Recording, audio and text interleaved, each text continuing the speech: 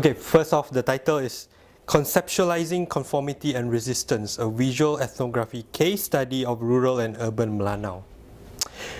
It's a mouthful. So what it is actually, we were trying to see, and by doing a comparison among the Melanau people, whether there's difference in a way being captured is whether there's difference between the urban Melanau, who a small community is in Kuching, and another one which is in Matu area, which is somewhere near Muka. But how do you look at these kind of changes by perceiving that, by perceiving that the rural people are in this time capsule that doesn't change, right? So what I did was, after going through the research and things like that, I felt, and I also discovered from literature that objects, things that people surround themselves with, is a form of a story. A story could be captured in an object. So my focus later on was on object. So I basically look into these cultural objects that Melanau people uses in their ceremonies. When a child was born, when a person get married, when they die. So this kind of object, how they still preserve it, and how the object itself also have a different role in people's life. Well, if there is a bad expected results, then there's no point of doing the research, right? But at least I felt to a certain extent, basically seeing what is the agency of object. To some, this might be a very esoteric anthropological concern.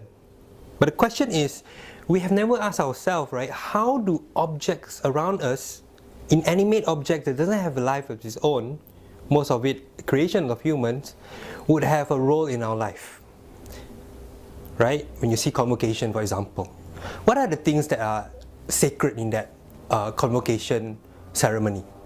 Or probably you haven't convo yet lah, but anyway, you will see that people will bring this staff, yeah, and this staff is a sacred object. Yeah, and you will see the academics would march behind this staff. Someone would actually carry this big metal rod thing and then slowly place it in front before the ceremony starts. You know what I mean? The centrality of object, the sacredness of the ceremony itself is inside this staff. If you see Hari Raya, for example, the person who declare when Hari Raya will happen will also hold one staff. So these are the objects that, basically what I'm trying to see, even though I'm researching on Melanau alone, but on a theoretical level, you can see how objects affect people's life and what kind of role that they play, and how does it signify a certain, the everyday life. But I'm trying to see it on a broader sense, but the example that I gave is more to this personal manifestation of the words that we put on an object. These are widely discussed by other anthropologists elsewhere as well. Igor Kopitov, Arjun Appadurai. Through the literature you can find out that this has been taught before. But I just want to see it like among the Melanau people, what is this role of these objects? And the special thing about Melanau people is also they have a lot of objects which they are surrounded themselves with. Yeah, they are people of seafarers, they are traders. So in their lives, all this while they have been very cosmopolitan. Whatever things that they have are actually adoption from elsewhere. There are Indonesian sword, for example. There's China porcelain, for example, that they include in a part of their important ceremonies in their life, in their rituals. So, well, I do not have a real expected outcome as of yet, but I'm trying to play theoretically and see what we can come up from the research, like basically by looking through the object and how do they treat it and so on and so forth. Yeah.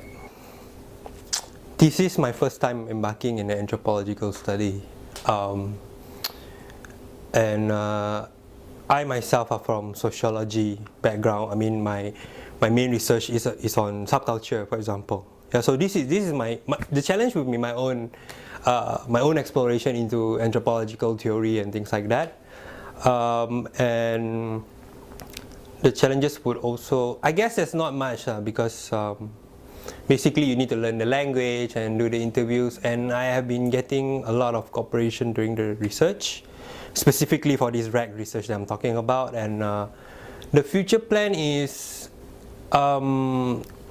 probably to try to find some meeting point with other members of the faculty.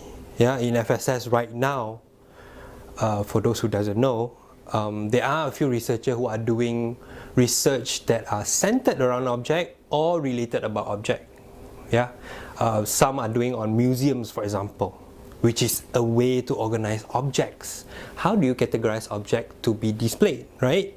And there are some who are doing, like Mr. Kelvin, for example, is doing on, he did on the process of making salt, community salt making.